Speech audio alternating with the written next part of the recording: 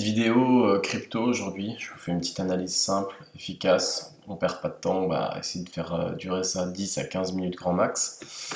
On va présenter allez, 10 cryptos que je suis régulièrement ces temps-ci. Vous verrez pour différentes raisons.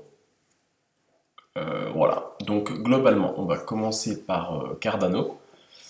Cardano, je suis toujours sur la plateforme TradingView, hein. Donc Cardano en daily, ça ressemble à ça. Hop. Vous voyez, on est en train de travailler la MM7. MM7, on a ici une MM50 montante qui avait été bien touchée il y a quelques séances déjà début septembre, qui peut être un bon point de repli, un bon point d'entrée si on vient à la toucher. Pour le moment, voilà, ça littéralise, ça travaille cette zone ici. Si je me mets en 4 heures, hop, en 4 heures, vous voyez, c'est pas top top, on est quand même sous toutes les moyennes mobiles. On va tracer un support, non pardon, une résistance, tac. Si je trace une résistance, ça cette tête là, un support oblique qui peut ressembler à ça.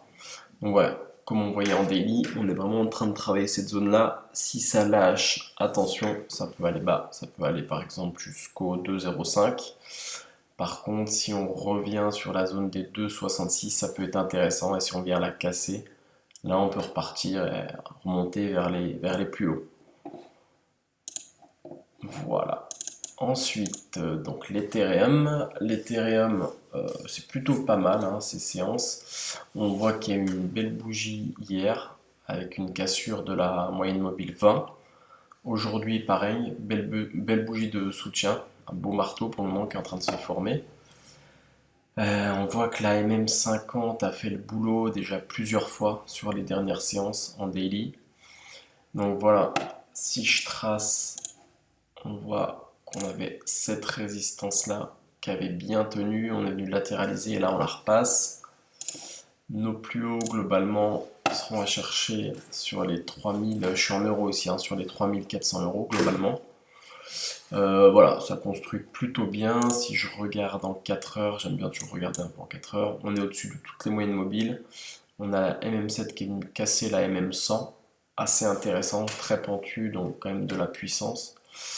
Je vais activer les volumes. Les volumes par contre, bon voilà, c'est assez calme pour le moment. Ça travaille, mais c'est intéressant je trouve comme configuration sur l'Ethereum. Hop, Solana. Solana, si je me remets en daily, vous voyez qu'elle a fait bon, une hausse fulgurante, hein, ces derniers temps. On est venu souffler à proximité de la MM20 journalière. Donc pareil, zone assez intéressante sur les, là on est en dollars, sur les 150 dollars globalement. Si je me mets en 4 heures pour voir plus clair, quand il y a des fortes hausses comme ça, j'aime bien me mettre en 4 heures pour zoomer et voir ce qui s'est passé. Hop, en 4 heures, on voit qu'on peut tracer une belle oblique baissière qu'il faudra venir casser pour relancer le niveau. Et on voit qu'on est en train de travailler notre MM100 4 heures. Donc il sera assez intéressant et je dirais même assez important de la tenir pour continuer la belle hausse de ces derniers temps. On voit qu'il y a cette zone, hein, de travail qui est juste en dessous, mais globalement il faudra tenir les 150. Voilà pour Solana. Elrond, EGLD. Alors, EGLD, je vais me remettre en daily, c'est un peu les mêmes configs que Solana, c'est parti fort depuis le mois d'août. On est en train de travailler la MM7 là, ces temps-ci. Si elle lâche, on peut vite descendre. On peut descendre sur les 226, qui est un ancien niveau important d'avril. Et après, pourquoi pas, sinon, si ça lâche encore, aller chercher la M20 sur les 200. Bon, pour l'instant, c'est pas le scénario privilégié, hein, ça travaille sur les 250. Si on zoome un peu en 4 heures, vous voyez, ça ressemble un peu à la config de Solana sur les débuts de la config. On est en train de baisser gentiment. Je vais tracer hop, un support, mais c'est trop pentu. Moi, j'aime pas ces supports comme ça. Ah, pardon, j'y arrive pas, j'en ai ces résistances. Ouais, j'aime pas ces résistances trop pentues comme ça. Mais on va le mettre pour le principe. Ce serait bien de le casser, d'aller relancer une hausse. Il y a le niveau de la MM 54 heures qui sera intéressant à tenir, qui correspond aussi à un niveau qui avait servi de résistance ces derniers temps. Donc voilà, les 240 dollars sont quand même assez importants à tenir sur la ronde pour pas venir chercher les 220, voire les 200. Pas mal de volume, hein. Vous voyez sur cette crypto, on est c'est assez actif ces derniers temps. Ensuite, j'ai des cryptos un peu plus volatiles en suivi, comme FTM, Fantôme. Vous voyez, j'aime bien les cryptos hein, qui ont explosé, qui sont en train de consolider, il y a du flux, c'est intéressant, quoi. Il y a du monde dessus. Les parties fort en août, septembre, là on a consolidé, on est reparti assez fort le 15 septembre, donc hier. On est allé chercher la MM20 et après on est reparti chercher la MM7. Si je me mets en 4 heures, on regarde davantage, hop, on voit qu'il y a cette résistance oblique qui est venue casser à 6 heures du mat le 15 septembre et depuis on est en train de repartir sur une hausse, donc c'est léger hein, pour le moment parce que vous voyez ça latéralise pas mal. On est sur les 1,35. Voilà, il faudrait tenir la 20 et la 100 4 heures pour continuer la hausse et repartir sur les plus hauts. Si on lâche la MM 104 heures, on risque de consolider un peu plus fort. Consolider un peu plus fort, je dirais 1,20, voire 0,95 ou 1 dollar. IOTA en daily. Hop. IOTA en daily. Alors, IOTA, elle est partie très fort début septembre avec un plus 36 et un plus 25%. Comment dire, elle a repris une partie de ses gains, elle a pas mal baissé, enfin pas mal, faut être relatif, mais elle a baissé ensuite sur les séances suivantes. Mais globalement, on est quand même au-dessus de toutes les moyennes mobiles daily. On est en train de travailler la 7, on a la 20 qui est haussière, on est au-dessus de la 200. C'est assez sympa graphiquement. Si je joue moins 4 heures, hop, on voit qu'il y a cette résistance oblique baissière qui a cassé, avec de faibles volumes, donc attention, mais qui a cassé le 15 septembre. On a un beau support qui est notre MM200 4 heures et notre MM100 4 heures, effectivement. Donc là, on voit qu'on a un regroupement de toutes les moyennes mobiles, niveau très intéressant à suivre. 1,52, 1,50 à suivre. Si on casse, on risque de venir rechercher les 1,30, tout globalement. Voilà le BNB. Grosse valeur hein, que je mets dans mes petites, mais grosse valeur assimilable au Solana et au Elrond. Si je me mets en daily, on est sur un autre schéma de config. Ici, on a eu une belle hausse depuis la mi-juillet. On a eu une forte baisse le 7 septembre de 15%. Depuis, on latéralise un peu. Ces deux dernières séances sont reparties à la hausse. On arrive à reprendre la MM50 et la MM7. Attention, on a la MM20 baissière ici sur les 450 qui va, je pense, faire barrage. Donc à suivre. En plus, elle correspond à une résistance. Une belle résistance. Non, pardon, c'est le niveau actuel, les 430, qui correspondent à d'anciennes résistances. Donc il va falloir déjà les passer.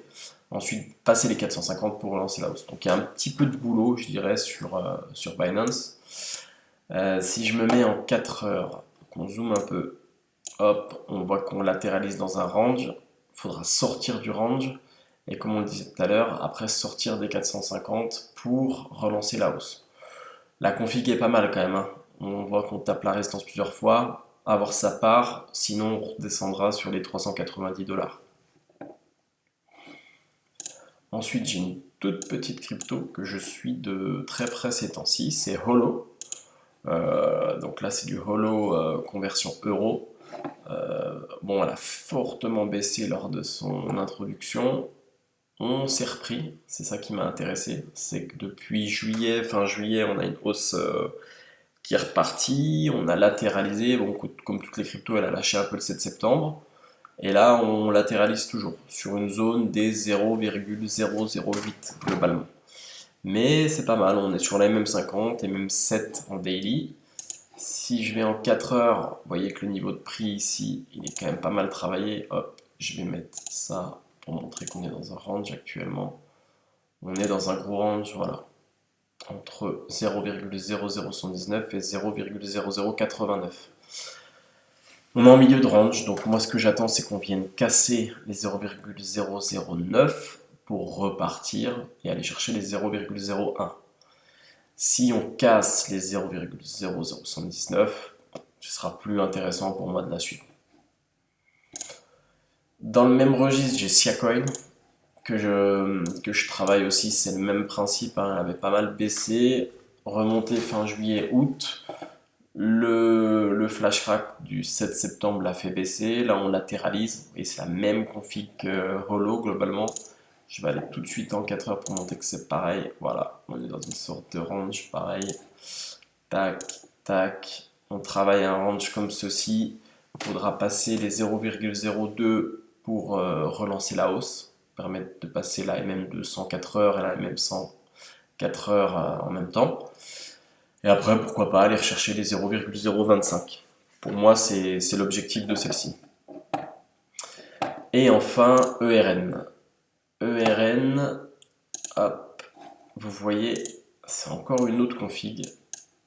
On a eu une belle latéralisation suite à l'introduction récente, hein, 22 juin. ICO, hein, je crois qu'on dit, je suis pas un puriste de la crypto, mais il me semble qu'on parle d'ICO sur les cryptos. Une hausse assez sympathique au mois d'août.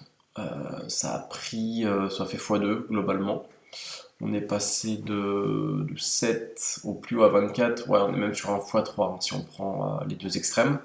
Et là, on consolide, c'est ça qui est intéressant. Après une belle hausse, on a une consolidation, quasiment 50% de la hausse a été consolidée. Si je passe en 4 heures pour qu'on y voit un petit peu plus clair, hop. Alors, je peux tracer une résistance oblique baissière comme ceci, et un support, hop, un support oblique haussier comme cela. C'est assez intéressant à ce niveau qui va être décisif, il faudrait le repasser pour relancer la hausse. Il correspond aussi à la MM200 4 heures, donc les 16,27. Et je pense qu'après on pourra aller chercher gentiment les 20. Et si on passe les 20, bien sûr, on relancera jusqu'au 24-25. Mais dans un premier temps, passer les 16 pour aller chercher les 20. C'est ce qui m'intéresse sur cette crypto. Vous voyez, il y a quand même pas mal de volume. C'est une crypto qui tourne bien, il y a du flux, donc voilà, c'est typiquement le genre de crypto qui m'intéresse. Voilà pour la petite analyse crypto du jour. N'hésitez pas à commenter, à me poser des questions. Je suis dispo, je réponds à tout et à liker, ce serait sympathique. Voilà, merci, à bientôt.